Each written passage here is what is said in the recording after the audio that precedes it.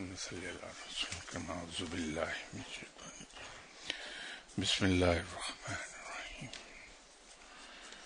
السلام علیکم خواتین و حضرات.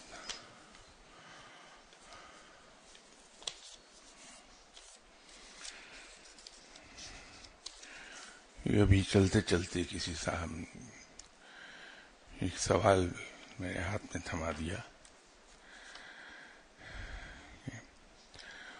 خود پر جبر کر کے اپنی فطرت کے خلاف عمل کرنا کیسا ہے، خاص طور پر ان حالات میں کہ آپ کے لائف پارٹنر اور آپ کی ذات میں بے پناہ تضاد ہو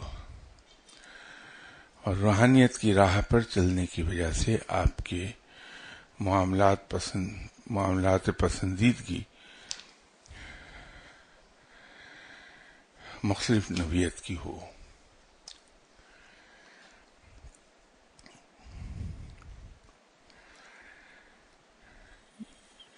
آئی وش کہ یہ سوال تھوڑا سا اسپیسیفک ہوتا. اپنی فطرت پر، اپنی ذات پر، اپنے میلانات پر، اپنے رجحانات پر جبر کر کے انسان دو صورتوں میں عمل کرتا ہے.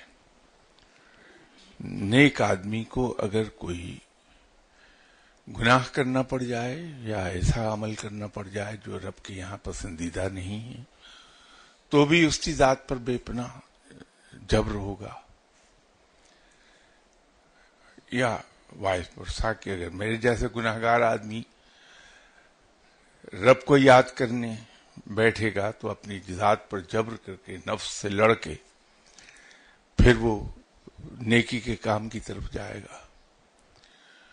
تو اگر تو ہم اپنے نفس سے لڑتے ہیں، اپنی ذات پر جبر کرتے ہیں اللہ کی رضا کے لیے یا ان راہوں پر چلنے کے لیے جو اللہ کی پسندیدہ ہیں، تو اس کا بے پناہ اجر ہے. بلکہ یوں کہیے کہ اجر ہی اس بات کا ہے کہ کوئی شخص اپنے نفس سے کس طرح لڑتا ہے.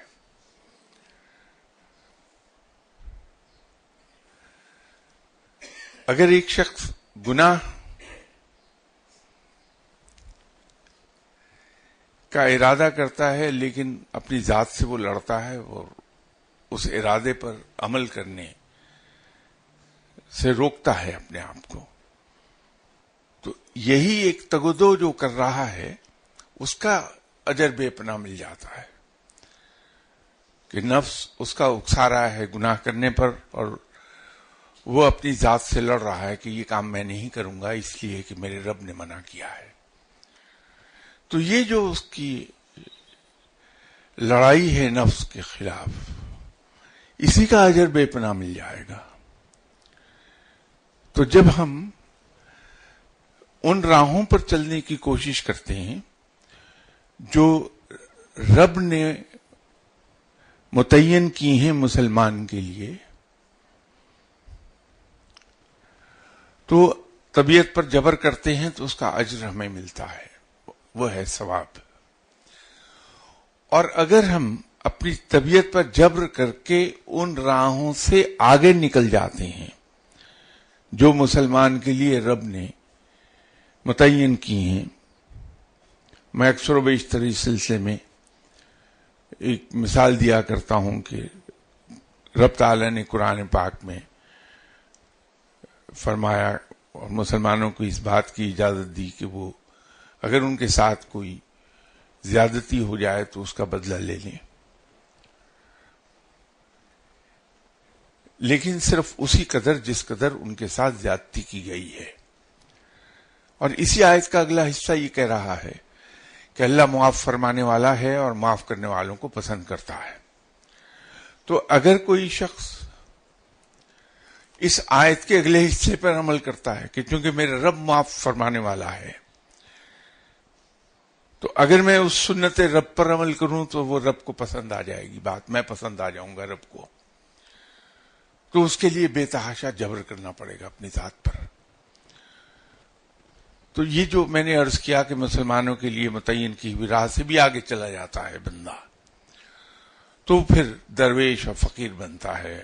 ہمارے کلچر اور ہماری زبان کے مطابق اس کو ہم ولی اللہ کہتے ہیں، اس لیے کہ خلق خدا کا جبر برداشت کرنا بہت مشکل کام ہے.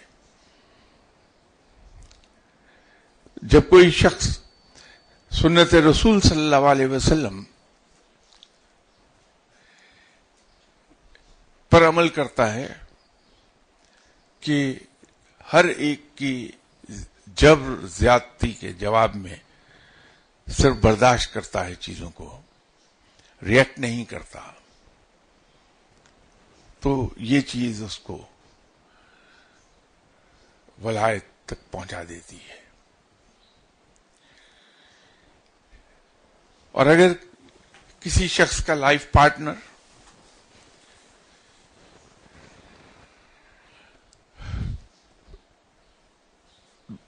دونوں کی نیچر میں بہت فرق ہو،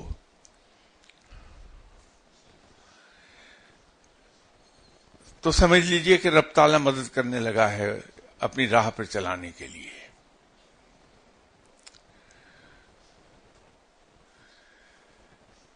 کہ عام طور پر آپ نے دیکھا ہوگا کہ انبیاء کرام جن کی ازواج مطہرات حیات تھیں،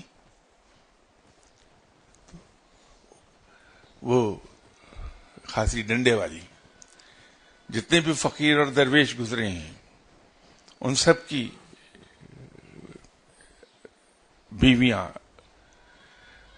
بہت ہی زبان کی تیز، مزاج کی تیز، ہاتھ کی تیز. میں نے آپ کو ایک بار قصہ سنایا تھا ارسطو کا،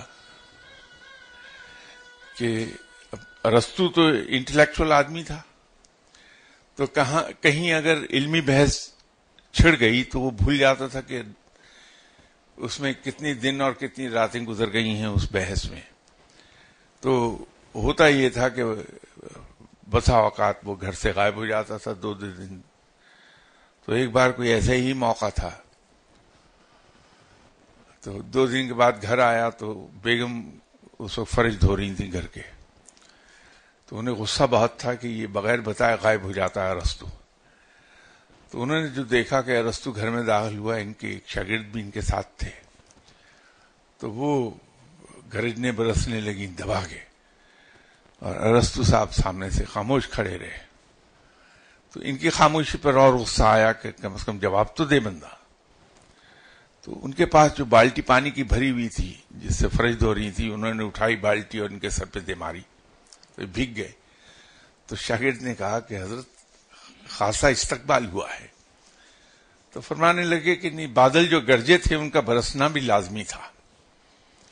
تو یہ جب لائف پارٹنر اس طرح کا ہو تو پھر روحانی ترقی بڑی تیز ہوتی ہے انسان کی، اور بڑے بلند مقام پر جاتا ہے، اس لیے کہ اس جبر کو بڑے صبر سے آدمی برداشت کر رہا ہوتا ہے. شرط اس کی بنیادی یہ ہے کہ اپنے لائف پارٹنر کے جبر کو بہت خوش دلی کے ساتھ برداشت کرتا چلا جائے. تو جب اسے سہتا ہے تو ہوتا یہ ہے کہ دل پر کچوکے لگتے ہیں، دل زخمی ہوتا ہے. بولتا اس لیے نہیں کہ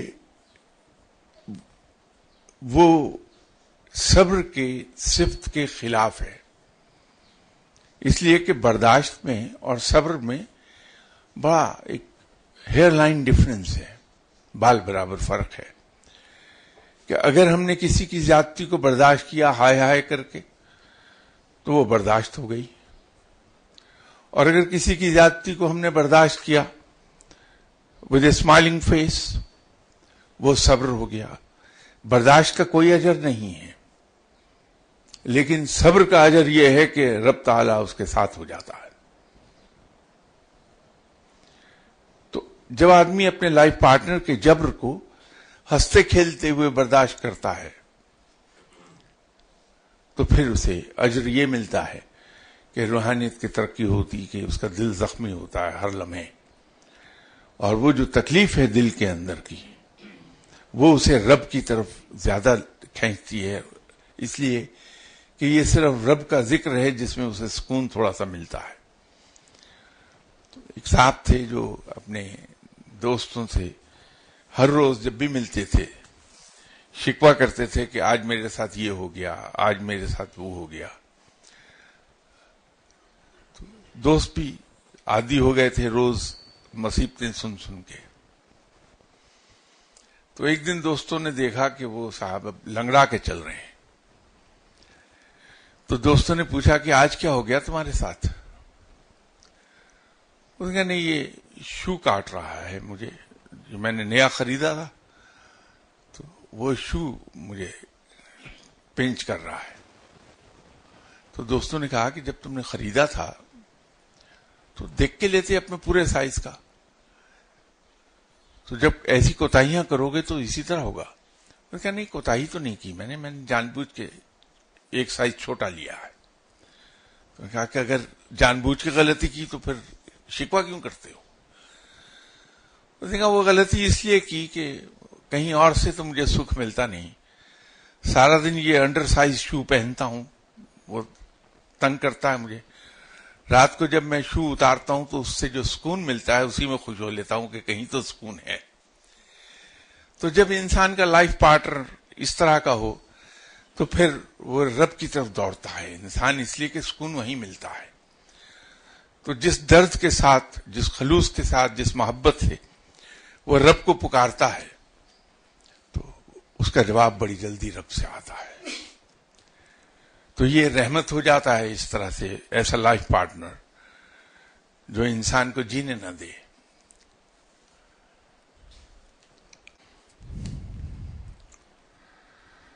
یہ ایک سوال اگر یہیں تک تھا کہ آپ نے کچھ وظائف بتائے، مثلا جمعہ کے دن 12 بجے مسجد میں جانا، 11:30 AM پر 1100 ٹائمز یا خالق کو پڑھنا، جمعہ و اتوار کے نوافل، روزے رکھنا، حضرت حسن بصری کی عطا کردہ دعا پڑھنا، کیا یہ یہاں حاضر ہونے والے سب لوگوں کے لیے ہے یا کسی مخصوص فرد کے لیے؟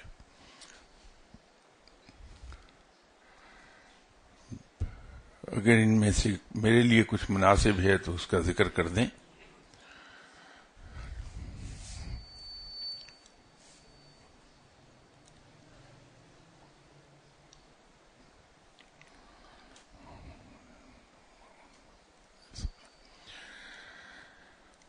آپ جمعے کے روز 12 بجے مسجد میں جا کے بیٹھ جایا کیجیے،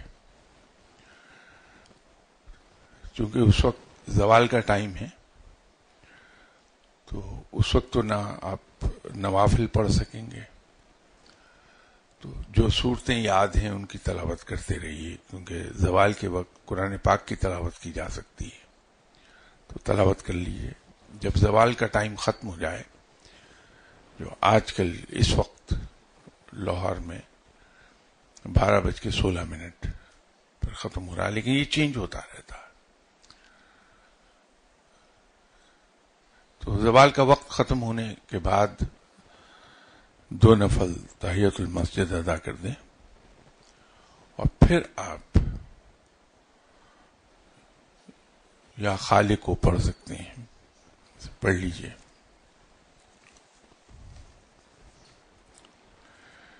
ان کا اگلا سوال ہے کہ مرشد کی طرف متوجہ کیسے رہا جا سکتا ہے اور ذوق و شوق کیسے پیدا کیا جا سکتا ہے؟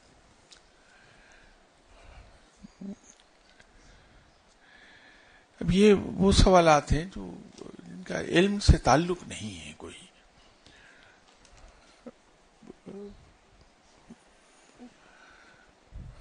ایسے تو میرا بھی دل چاہتا تھا کہ میں اپنے مرشد صاحب کی طرف متوجہ رہوں، تو میں اکثر و بیشتر لوگوں سے سوال پوچھتا تھا کہ میں بیٹھا فلم دیکھ رہا ہوتا ہوں سنیما ہال میں، تو کوئی ایسا ذریعہ ہے کہ آپ مجھے بتا دیں، دیکھوں میں فلم، متوجہ رہوں اپنے مرشد صاحب کی طرف.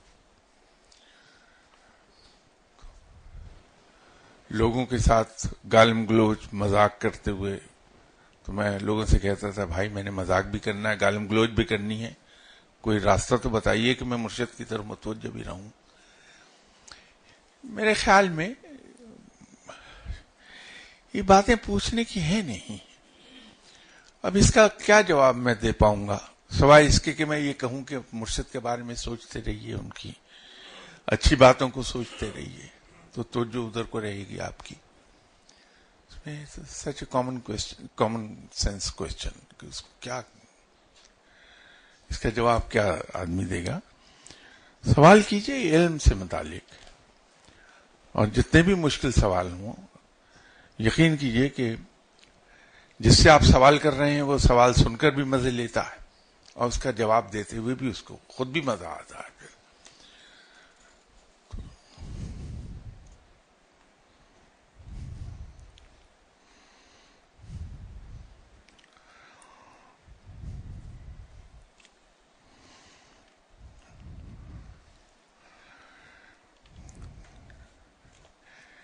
یہ ہمارے یہاں جو صاحبان تشریف لاتے ہیں وہ بڑی شدت سے احتجاج کرتے ہیں اس قسم کے سوالات پر، جو آپ کے اگلے سوال ہیں.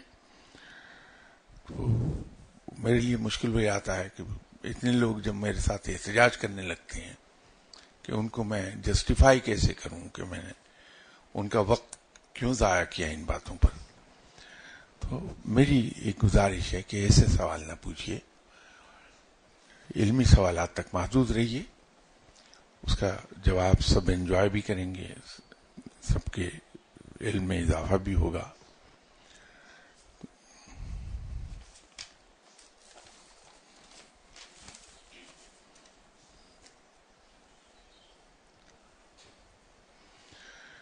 ایک اور سوال ہے، یہ بھی اس کا کوئی یہاں بارہا ذکر ہوا ہے کہ مزارات پر حاضری کے آداب اور نیت کیا ہونی چاہیے. وہاں جو لنگر تقسیم ہوتا ہے اس کے بانٹنے والے اکثر یہ کہتے ہیں کہ فلاں بزرگ کا لنگر ہے، اسی صورتحال میں کیا کرنا چاہیے. اس کا جواب میں بارہا دے چکا کہ بھائی آداب اور نیت سے اس صاحب مزار کو کوئی غرض نہیں ہے کہ آپ کس پروٹوکول کے تحت وہاں گئے، آپ نے کیا پروٹوکول وہاں آبزرو کیا. وہ لوگ ان چیزوں سے بہت بلند ہیں، ان کے نزدیک یہ پسندیدہ، نہ صرف یہ کہ پسندیدہ چیزیں نہیں ہیں، بلکہ شاید اگر ان کی زندگی میں ان کے ساتھ کوئی اس طرح پروٹوکول آبزرو کرے تو ان کی طبیعت میں تقدر پیدا ہوگا، وہ ان کو خوش کرنے کے بجائے شاید ان کی ناراضگی کا سبب بن جائے. تو یہ ادب آداب جو ہیں ان سے یہ بزرگ بہت بلند ہوتے ہیں، اسی لیے تو اس مقام پر گئے ہیں. اور جہاں تک نیت کی بات ہے، آپ دو نیتوں سے ہی جا سکتے ہیں وہاں. ایک تو حصول فیض کے لیے، کسب فیض کے لیے، کہ وہاں سے روحانی فیض حاصل ہو جائے، اور دوسری نیت یہ ہے کہ اللہ کے حضور کو دنیاوی دعا کی جائے کہ میری یہ دنیاوی غرض پوری ہو جائے. تو رب تعالیٰ تو نیتوں کو دیکھتا ہے اور اس کے مطابق ہی وہ اجر عطا فرماتا ہے. جہاں تک لنگر کی بات ہے، اب دیکھیے ہم لوگ روزمرہ کی گفتگو میں الفاظ کے چناؤ اور الفاظ کے استعمال پر بہت زیادہ محتاط نہیں ہوتے، بلکہ توجہ ہماری اپنے مفہوم پر ہوتی ہے. اکثر اوقات آپ نے دیکھا ہوگا کہ گھر میں ہی کہہ دیا جاتا ہے اس کو کھانا ڈال دو. اب اگر الفاظ پکڑ کے بیٹھیں تو کھانا تو پھر کسی اور کو ڈالا جاتا ہے، سرو تو نہیں کیا جاتا اسے. تو گھر میں لڑائی ہو جائے گی ہر 2 منٹ کے بعد کہ آپ نے مجھے کیا سے کیا بنا دیا، یا کہ یار اس کے کباب بنا دو. اب آپ لڑیے کہ صاحب میرے کباب آپ کیسے بنا سکتی ہیں. مفہوم پر نظر ہوتی ہے نا.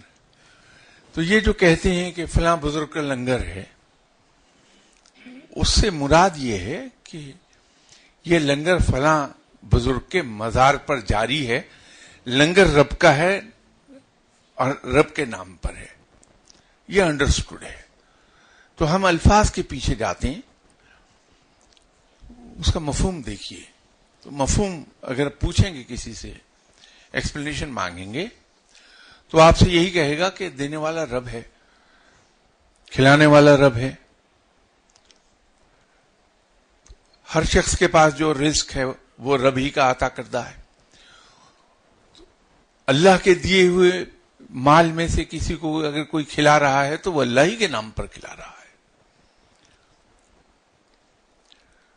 تو مفہوم ہمارا سب کا وہی ہوتا ہے، صرف الفاظ ہیں. الفاظ کی پکڑ پر جائیں گے تو بہت سے، وہ تو پھر زندگی نہیں گزرتی ہے.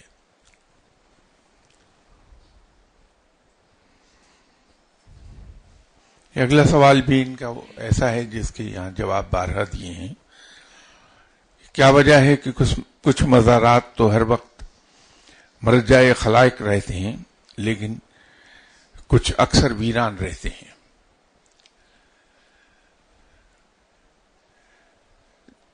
جو مزاج زندگی میں صاحب قبر کا ہوتا ہے اس کے اثرات ان کے مزار پر بھی آپ کو دکھائی دیں گے. بزرگ کچھ اس قسم کے ہوتے ہیں کہ لوگ ان کے ارد گرد بیٹھے رہیں، مجلسی لوگ ہوتے ہیں، وہ خوش رہتے ہیں. تو جب یہ دنیا سے چلے جاتے ہیں تو ان کے مزار پر اسی طرح لوگوں کا ازدحام رہتا ہے. کچھ ہوتے ہیں کہ جب موڈ ہوا لوگوں میں بیٹھ گئے، جب نہ ہوا اٹھ کر چلے گئے، لوگ رہتے ہیں. تو وہی کیفیات ان کے مزار سے بھی ملیں گی.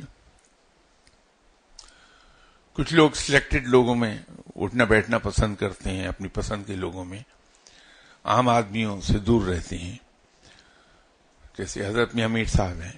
تو ان کے مزار پر بھی گنے چنے سلیکٹڈ لوگ ہی جائیں گے جن کو وہ اجازت دے دیتے ہیں. کچھ لوگ خلق خدا سے دور رہتے ہیں، تو ان کے مزار پر آپ کو میں ویرانہ تو نہیں کہوں گا لیکن کم لوگ دکھائی دیں گے وہاں. تو ان کے مزاج کو ظاہر کرتا ہے کہ مزاج انسان کیا ہے. پھر اگلا سوال بھی وہی جس پر ابھی بات ہوئی تھی، پھر وہی آ گیا مسئلہ کہ بڑے شاہ صاحب کے پاس حاضری کے آداب کیا ہوں گے. یہ ریپیٹیشن ہو جائے گی اور لوگ بہت احتجاج کرتے ہیں. میں کبھی زبان سے کہتا نہیں لیکن احتجاج بہت ہوتا ہے اس بات پر کہ وہ ہر کوئی یہ کہتا ہے آپ ہمارا وقت ضائع کرتے ہیں.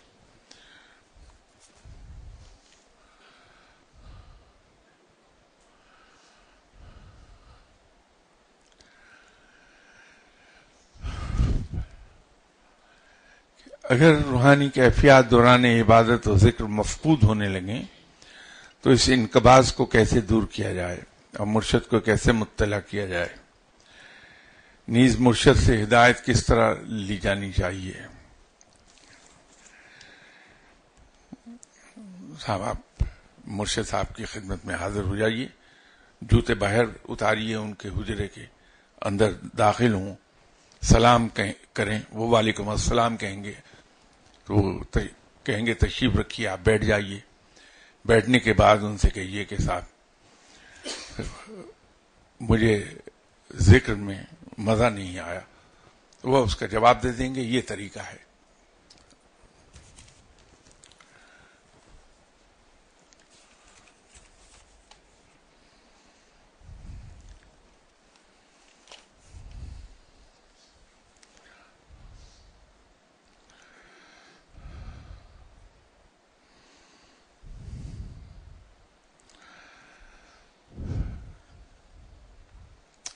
ان کا سوال ایک اور ہے کہ نماز میں یکسوئی حاصل کرنے کے لیے کیا یہ خیال درست ہے کہ میں اپنے رب کے سامنے ہوں اور اسے دیکھ رہا ہوں، مگر اس خیال کے ساتھ ہی دل میں اور خیالات بھی آنے لگتے ہیں جو آپ صلی اللہ علیہ وسلم، اولیاء کرام اور مرشد سے متعلق ہوتی ہیں، کیا یہ اللہ کی طرف سے ہوتے ہیں؟ اگر یہ غلط ہوتے ہیں تو نماز میں کامل یکسوئی کیسے حاصل کی جائے؟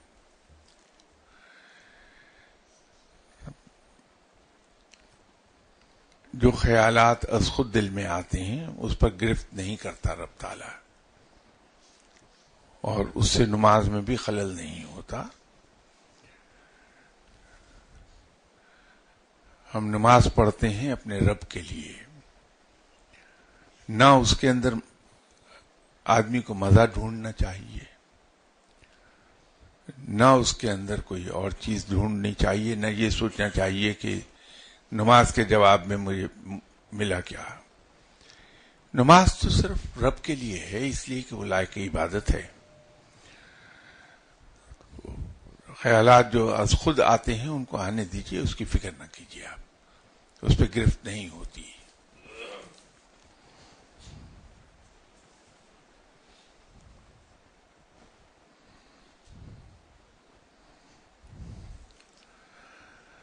یہ اس محفل کے بارے میں انہوں نے اچھے الفاظ استعمال کیے ہیں، اس لیے وہ میں نہیں پڑھوں گا، لیکن ان الفاظ کے بعد میں شکریہ ادا کر دیتا ہوں ان الفاظ کے لیے۔ اور سوال انہوں نے کیا ہے کہ جب کوئی غلط خیال خواہش دل میں آتی ہے تو سیلف اسسمنٹ والی کیفیت ختم ہونے لگتی ہے، عبادات پھیکی پڑنے لگتی ہیں، اس کیفیت کو دور کیسے کیا جائے؟ بھائی، عبادات کا تعلق نہ گہرے رنگ سے ہے، نہ مزے سے ہے، نہ ذائقے سے ہے، نہ لطف لینے سے ہے۔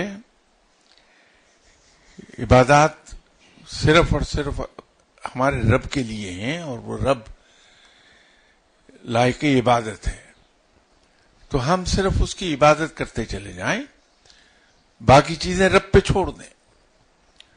اس راہ کا یہ دستور ہے، اس کو نوٹ کر لیجئے، بار بار یہ سوال آتا ہے۔ اس راہ میں جس شخص نے یہ دیکھا کہ مجھے کچھ ملا یا نہیں ملا، جو شخص اس انتظار میں رہا کہ مجھے کچھ حاصل ہوا یا نہیں ہوا، اسے ساری عمر کچھ نہیں ملا۔ اور جس شخص نے یہ سوچا کہ میں صرف اپنے رب کی عبادت کر رہا ہوں، مجھے اس سے غرض نہیں ہے کہ مجھے کچھ حاصل ہو رہا ہے یا نہیں ہو رہا، مجھے تو یہ دیکھنا ہے کہ مجھ پر فرض ہے کہ میں اپنے رب کی عبادت کروں کہ وہ اتنا عظیم ہے اور وہ اتنا بڑا محسن ہے، وہ میرا آقا ہے کہ اس کی عبادت کی جانی چاہیے، یہ اس کا حق ہے، تو میں اس کا صرف حق ادا کرنے کی کوشش کروں گا۔ اس کے جواب میں مجھے کیا ملتا ہے یہ میرا کام نہیں، کیونکہ میں اس کے لیے ملنے کے لیے کر ہی نہیں رہا عبادت۔ تو جب انسان یہ سمجھ کے عبادت کرتا ہے تو سب کچھ حاصل کر لیتا ہے۔ تو اس چیز سے مجھے اور آپ کو سب کو نکل جانا چاہیے کہ عبادت کے جواب میں کیا ملا۔ میں نے بھی کبھی زندگی میں نہ نماز پڑھی، نہ تسبیح کی، نہ کوئی نیک کام کیا، تو اگر کسی دوست نے ڈنڈے ونڈے مار کے ایک دن نماز پڑھا دی تو میں اس انتظار میں بیٹھ گیا کہ میں ولی اللہ کب ہوتا ہوں۔ تو میں لوگوں سے پوچھتا رہا کہ بھائی وہ مجھے مہر کب لگے گی، میں نے ایک نماز پڑھ لی ہے۔ یہ کیفیت ٹھیک نہیں ہے۔ ان چیزوں سے بے نیاز ہو کے اللہ کی عبادت کیجئے، یہ مت سوچئے کہ اس سے کچھ ملے گا، کچھ مزہ آئے گا، سب کچھ مل جائے گا، اور اگر کچھ ڈھونڈتے رہے تو پھر ساری عمر کچھ نہیں ملے گا۔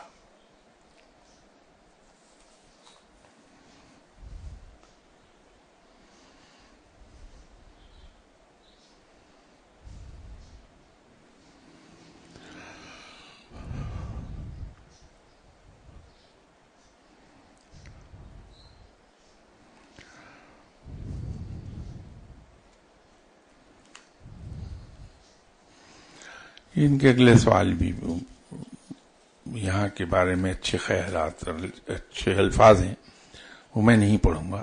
اس کے لیے آپ کا شکریہ.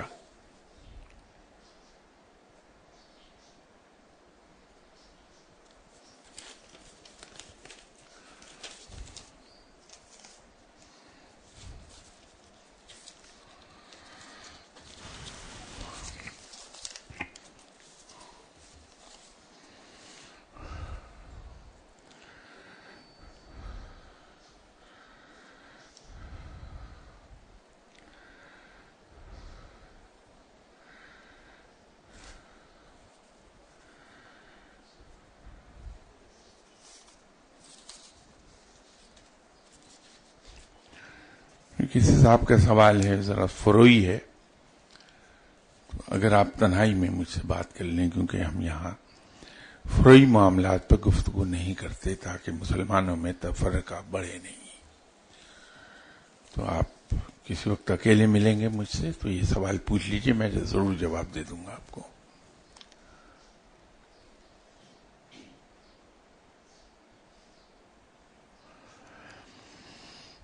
ایک سوال ہے کہ انسان اپنے آپ کو غرور سے کیسے بچا سکتا ہے.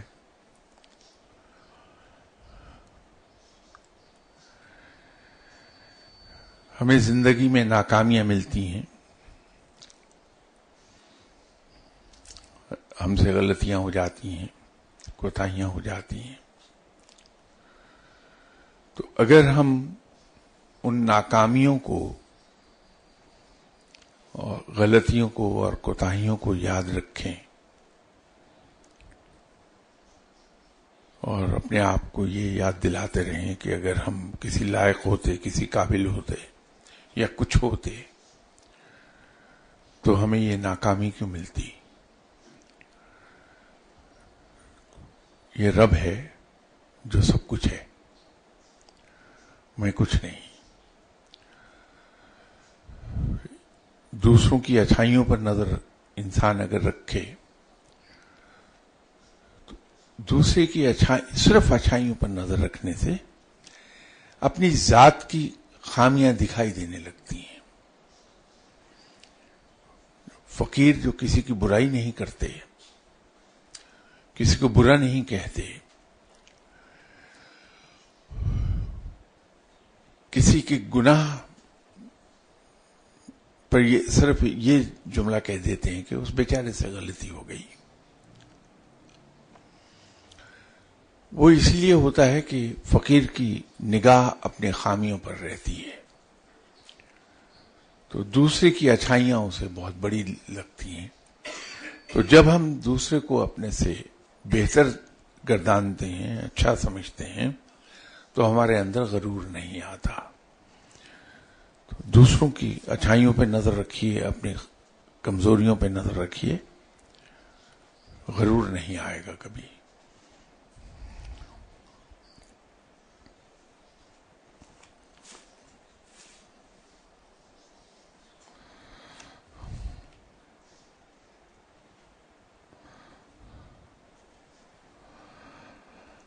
یہ اگلا ان کا سوال ہے کہ انسان بعض اوقات اپنے مرشد سے دور ہوتا ہے اور ان سے کسی بات کے بارے میں پوچھنا چاہتا ہے، مگر کوئی وسائل نہ ہونے کی وجہ سے نہیں پوچھ سکتا. بہت آسان سا کام ہے کہ رات کو تنہائی میں 2 نفل پڑھ کے اپنے مرشد کی طرف متوجہ ہو کے بیٹھ جائیے. اول تو اسی وقت اس بات کا جواب ذہن میں آ جائے گا، نہیں تو سوتے میں خواب میں جواب مل جائے گا آپ کو.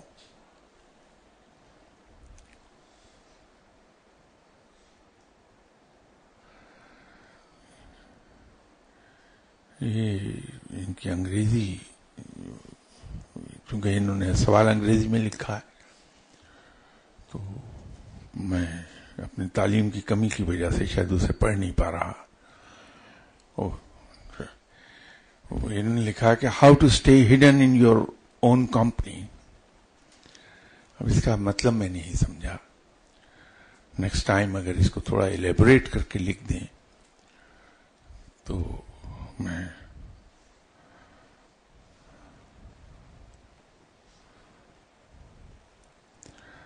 آگے لکھا they'll see a change. نہیں میں سمجھ نہیں پا رہا. So that how to stay close to the God. یہ میں آپ کی انگریزی کی گرامر کی غلطی نہیں پوائنٹ آؤٹ کر رہا، لیکن انجانے میں آپ سے گستاخی ہو رہی ہے، اس لیے میں اس کو پوائنٹ آؤٹ کر رہا ہوں. بات یہ ہے کہ اللہ تعالی کا نام جب بھی ہم لکھتے ہیں یا اس سے متعلق بات لکھتے وقت ہم ہز ہم اس سے وہ لکھتے ہیں تو اس کو ہم ہمیشہ کیپٹل لیٹر سے سٹارٹ کرتے ہیں.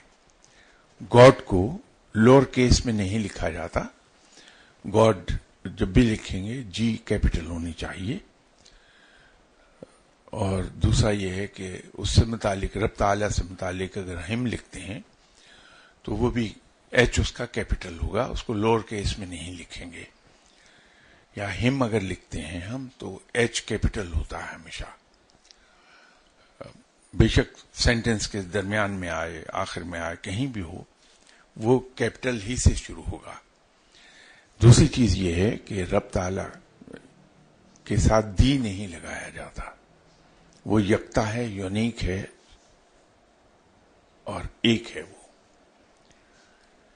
جب ہم دی گاڈ لکھتے ہیں اور جی لوور کیس میں ہوتا ہے تو اس سے مطلب ہوتا ہے کوئی دیوتا، اور ہمارے مذہب میں یہ شرک ہے کسی کو دیوتا ماننا.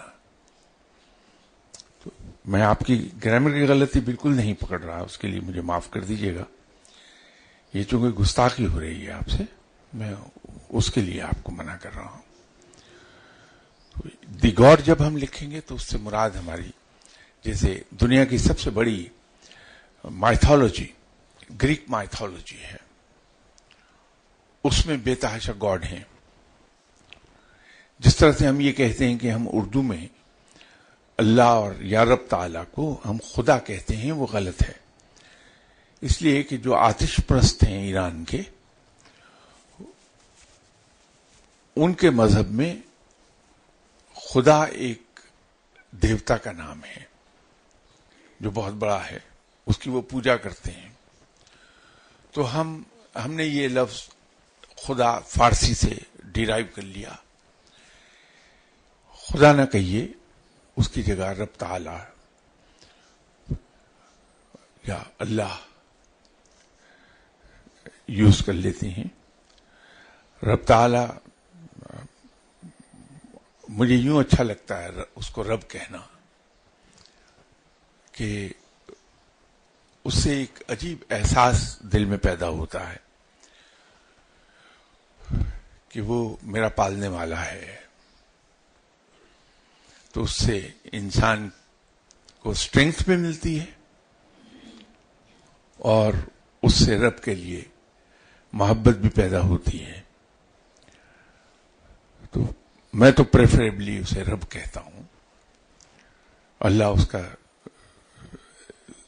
اس میں ذات ہے، لیکن رب جب ہم کہتے ہیں اس کو کہ وہ رب تعالی، تو اس سے ہمارے اندر اپنے بہت چھوٹے ہونے کا ایک احساس پیدا ہوتا ہے. اس کے ساتھ ساتھ ایک اسٹرینگتھ بھی ملتی ہے کہ میرا آقا اتنا طاقتور ہے، میرا آقا آل ٹائم پاورفل ہے. تو جس کا آقا اتنا پاورفل ہو، آل ٹائم پاورفل، تو اس کے غلام کو غم کیا ہے، فکر کاہے کی ہے. تو یہ ایک مسلسل احساس اندر پیدا ہوتا رہتا ہے اس کو ہر مرتبہ رب کہنے سے. تو انگریزی لکھتے ہوئے بھی اگر ہمارا مضمون مسلمانوں میں سرکولیٹ ہو رہا ہے، ایسی جگہ پبلش ہو رہا ہے جو مسلمانوں میں سرکولیٹ ہوگا میگزین یا بک، تو ہم بے تکلفی سے وہاں اللہ لکھ سکتے ہیں، رب تعالی لکھ سکتے ہیں. لیکن اگر ایسا میگزین ہے جو انٹرنیشنل لیول پر سرکولیٹ ہوتا ہے تو اس کے اندر ہم اللہ لکھ کے ود ان بریکٹ گاڈ کر سکتے ہیں. تو دونوں باتیں پہ آ جاتی ہیں اس میں کہ گاڈ جو ہے یہ لفظ استعمال کرتے ہیں نان مسلمز، انگریزی میں لفظ اللہ کے لیے استعمال ہوتا ہے. تو چونکہ ہمیں آپ صلی اللہ علیہ وسلم نے منع فرمایا ہے کہ ہم اپنی صورت، اپنی شکل یا اپنا کوئی ایسا فعل جس سے مماثلت پیدا ہوتی ہو غیر مذاہب کے ساتھ، وہ نہ کریں. تو ہم ایسے مضامین جو ہم لکھتے ہیں یا کتابیں لکھتے ہیں اس کے اندر لفظ گاڈ لکھ کے ود ان بریکٹ، بلکہ اللہ لکھیے ود ان بریکٹ گاڈ کر دیجیے. اور اب ایک چیز جو میرے علم میں آئی مغرب میں ٹریول کرنے سے، کہ وہاں اب لوگ اللہ لفظ سمجھنے لگے ہیں، ایون نان مسلمز. وہ بڑی اچھی طرح انڈرسٹینڈ کرتے ہیں کہ جب ہم اللہ کہتے ہیں تو اس سے مراد ہماری کیا ہے، تو ہم وہ لفظ استعمال کر سکتے ہیں. میں انصاف سے ایک بار پھر معافی چاہتا ہوں، میں غلطی بالکل آپ کی نہیں پکڑ رہا، میں صرف آپ کو بچایا ہے گستاخی سے. تو اگر آپ کا دل دکھا ہو تو اس کے لیے میں آپ سے معافی چاہتا ہوں. انشاءاللہ تعالی اگلی اتوار ملاقات ہوگی. السلام علیکم.